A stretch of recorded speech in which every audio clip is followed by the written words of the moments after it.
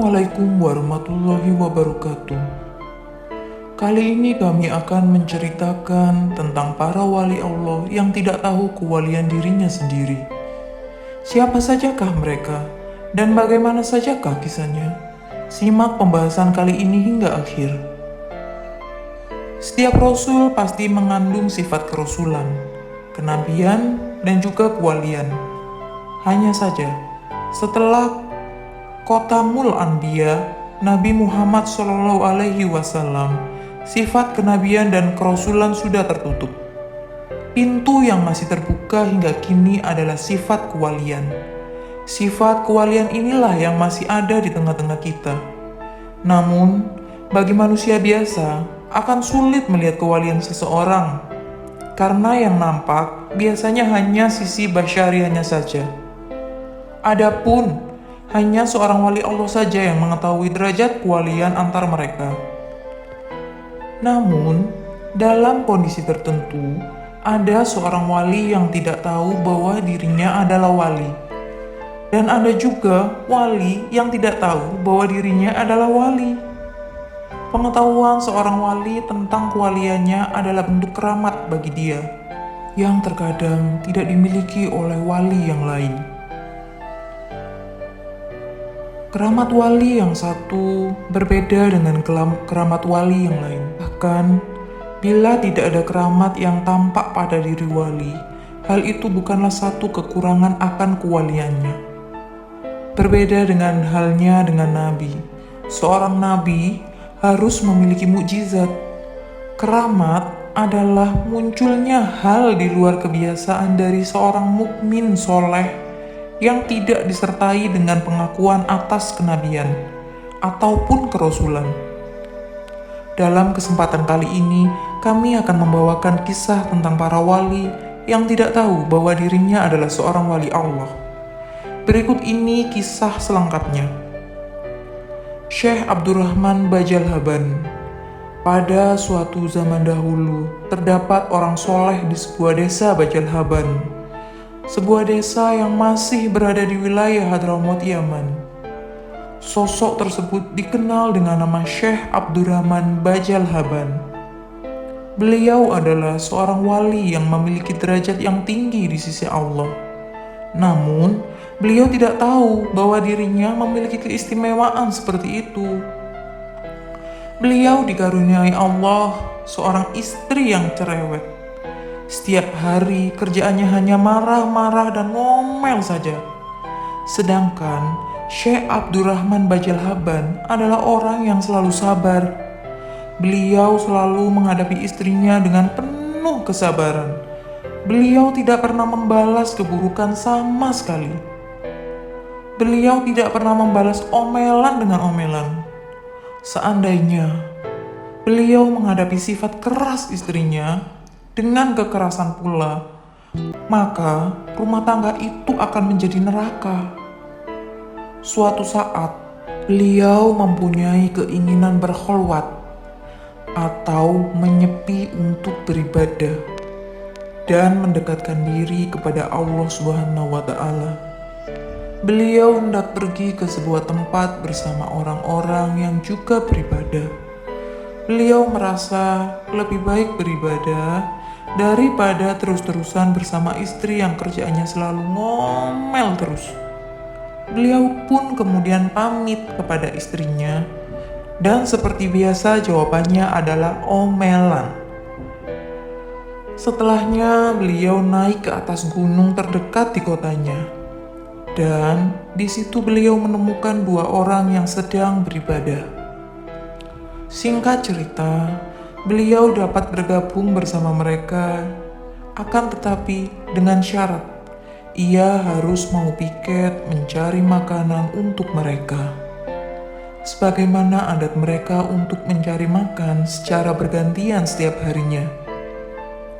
Pada suatu saat, tibalah waktu makan untuk mereka. Kemudian, salah satu dari mereka berdoa kepada Allah sambil bertawasul kepada seorang wali Allah. Ajaibnya, saat itu Allah memberikan langsung 3 roti untuk mereka semua. Hari demi hari berlalu, dan tibalah giliran piket Syekh Abdurrahman untuk mencari makan. Pada saat itu beliau bingung, harus mencari makan di mana. Beliau sangat bingung saat itu, karena posisi mereka juga sangat jauh dari pemukiman. Lantas, doa seperti apa dan tawasul kepada siapa supaya bisa mendapatkan makanan seperti kedua temannya itu?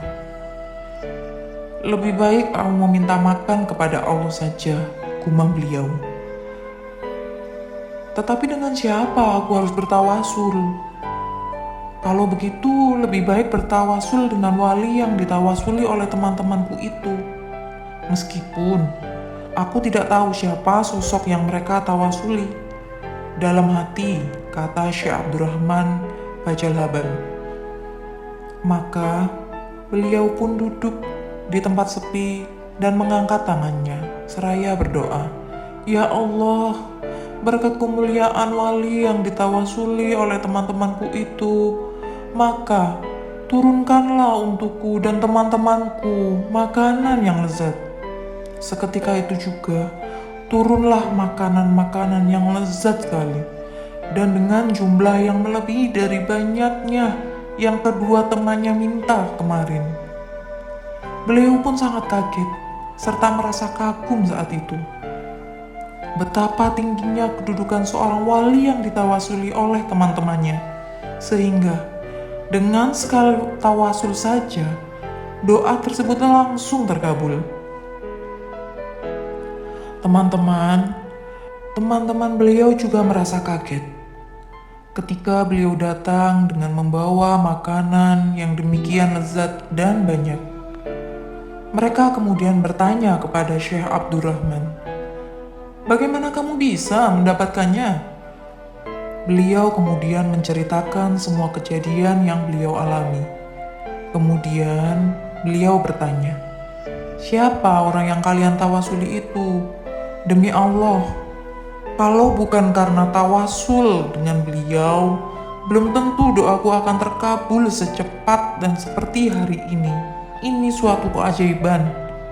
Mereka semua pun bercerita, "Ketahuilah, di desa Bajalhaban, dekat pegunungan ini, ada seorang yang soleh dan sangat sabar. Beliau memiliki istri yang cerewet. Namun, biarpun begitu, beliau sangat sabar menghadapi istrinya dan tidak pernah membalas keburukan istrinya dengan keburukan serupa. Karena kesabaran inilah Allah mengangkat derajat beliau setinggi-tingginya. Beliau dikenal dengan sebutan Syekh Abdurrahman Bajalhaban, dan kami selalu bertawasul kepada Allah dengan kemuliaan beliau. Ketika hendak meminta makanan dari Allah, ujar kedua teman tersebut. Mendengar cerita tersebut, Syekh Abdurrahman Bajalhaban kaget, dan di hatinya langsung bertanya-tanya, setinggi inikah nilai kesabaran dirinya di sisi Allah? Tak lama setelahnya, beliau pun hendak pamit pulang ke desanya, tanpa mengemukakan alasan yang jelas. Beliau baru menyadari bahwa hidup bersabar bersama istri cerewetnya memiliki nilai yang lebih besar daripada berkholwat. Kesabaran itu ternyata bernilai sangat besar. Akhirnya, teman-temannya pun mempersilahkan beliau untuk pulang tanpa mengetahui apa alasan beliau dan siapa beliau sebenarnya. Karena Syekh Abdurrahman juga tidak pernah memperkenalkan siapa nama beliau sebenarnya. Ini adalah cerita nyata yang menggambarkan betapa besar kesabaran dalam berumah tangga, sehingga Allah Subhanahu wa Ta'ala membalas kebesaran itu dengan derajat yang sangat tinggi.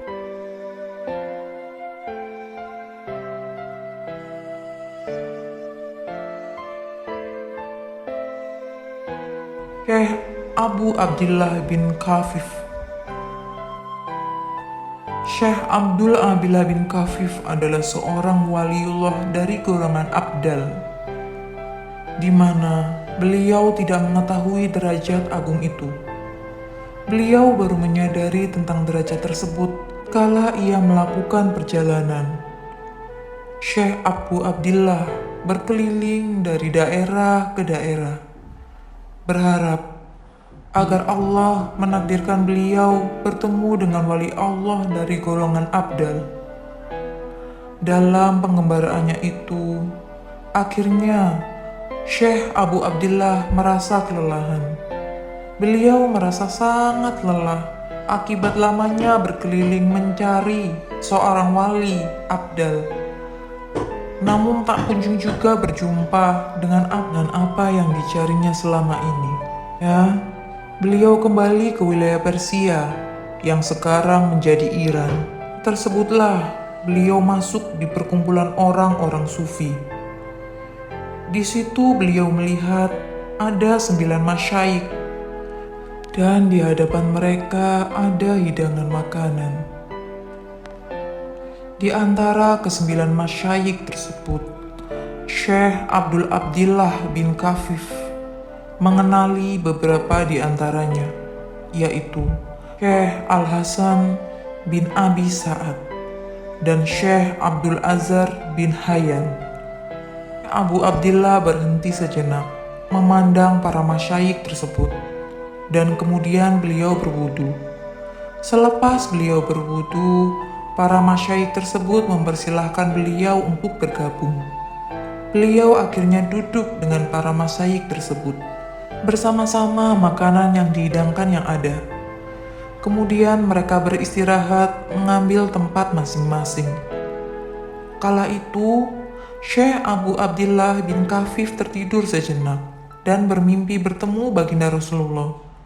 Pada saat itu, Rasulullah berkata kepada beliau, "Wahai Abu Abdillah, orang yang kamu cari selama ini, merekalah orang-orangnya. Mereka para wali Abdal di wilayah ini, dan kamu juga termasuk bagian dari mereka." Mimpi itu membuat nafsunya terdorong agar peristiwa yang barusan dialami dalam mimpi tersebut disampaikan kepada para masyayikh di situ. Hal tersebut bertujuan agar mendapat respek dari mereka. Namun, beliau tidak kunjung juga menuruti hawa nafsunya itu. Hingga saat siang pun datang.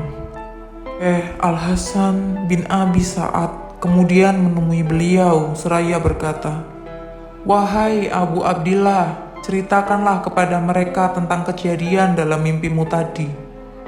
Maka Syekh Abu Abdillah bin Khafif kemudian mengabarkan mimpi beliau tersebut kepada para masyayikh yang ada di situ. Dan selepas mendengar kabar tersebut, mereka kemudian masing-masing berpencar, menyebar ke berbagai wilayah. Pada cerita yang lain, seseorang yang soleh melakukan perjalanan berharap dapat berjumpa dengan para wali Abdal. Kala itu sudah sore hari, dan dia berniat beristirahat mengambil tempat di pesisir pantai kota Bashrah agar mudah mengambil air wudhu. Di tempat itu, dia melihat ada 10 orang yang berkumpul duduk di sajadah masing-masing. Namun, tampaknya tidak ada teko air atau bekal perjalanan. Kesufian nampak pada 10 orang tersebut. Kalau mereka melihat kedatangan orang soleh itu, mereka berdiri dan mempersilahkannya bergabung dengan mereka.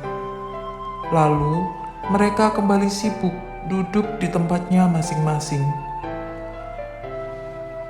dan tidak melihat satu sama lainnya hingga terbenam matahari. Maka, berdirilah salah satu di antara ke-10 orang tersebut dan masuk menyelami laut. Entah bagaimana cara dia bernafas dalam laut, namun yang dilihat oleh orang yang soleh itu bahwa orang yang masuk laut tadi berhasil kembali ke pantai. Orang itu kembali berkumpul dengan membawa 11 hidangan ikan yang sudah dipanggang dengan baik. Ikan-ikan itu kemudian dibagikan pada setiap orang di situ dengan rata. Orang yang tadi masuk ke laut juga ikut makan. Namun, hidangan ikan yang dimilikinya jauh lebih besar dari yang lain. Mereka acuh tak acuh dengan keadaan satu sama lain, sibuk diam di atas sajadah masing-masing, hingga datanglah waktu subuh. Salah satu di antara orang 10 tadi azan, lalu mereka sholat serentak secara berjamaah di antara sajadah mereka masing-masing. Setelah sholat berjamaah, 10 orang itu menuju laut dan berjalan di atas air. Namun, orang yang masuk laut dengan membawa ikan kemarin tenggelam karena ia tidak dapat berjalan di atas air. Atas kejadian itu, ke-9 orang yang lain menoleh kepada orang soleh dan berkata, "Wahai Fulan, orang yang mengkhianati kita bukanlah termasuk golongan kita."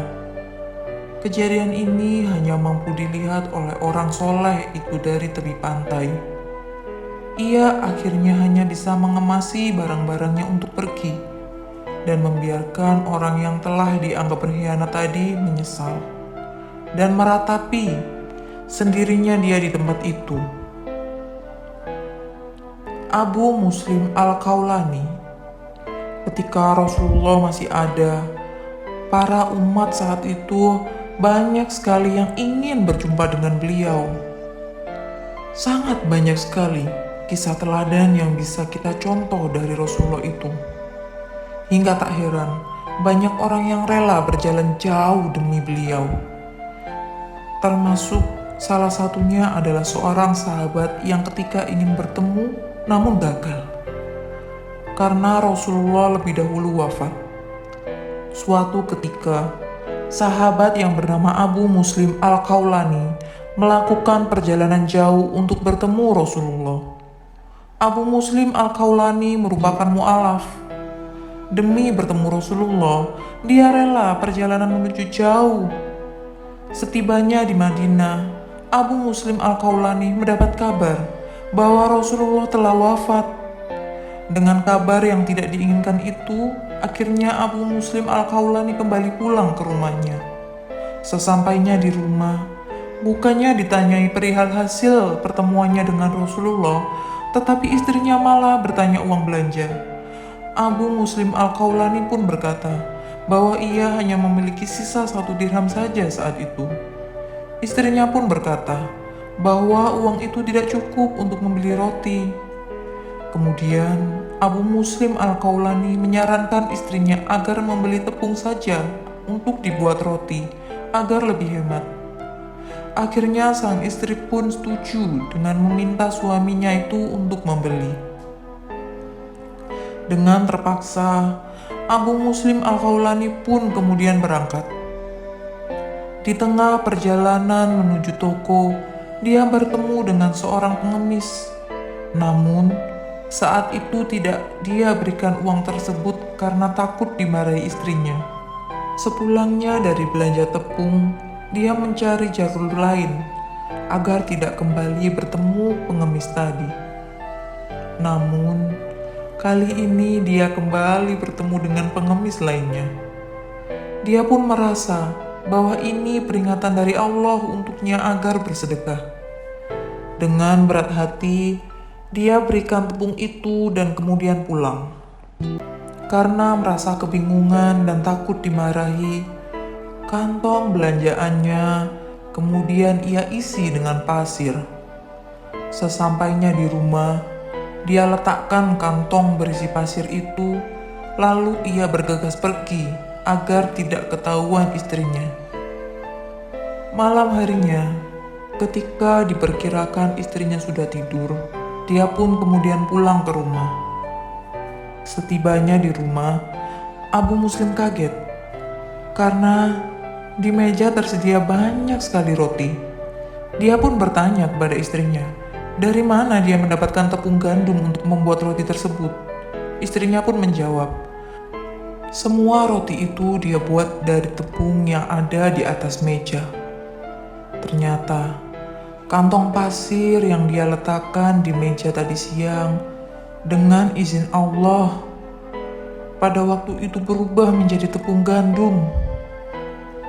Sejak saat itulah, dia baru mengetahui bahwa dirinya memiliki sebuah karomah.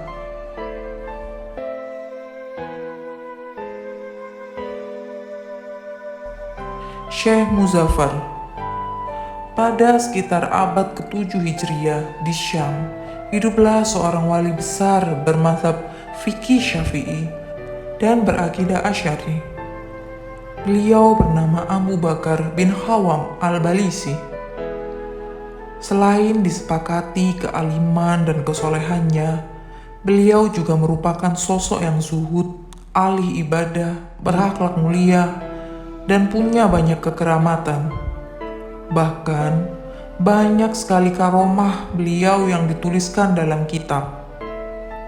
Pada suatu kisah, salah seorang murid Syekh Abu Bakar yang bernama Haji Mahdi hendak berangkat ke Damaskus.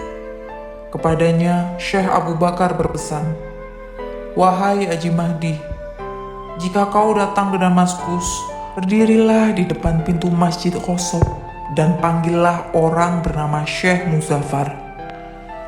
Setelah engkau memanggilnya, niscaya ia akan menjawab panggilanmu.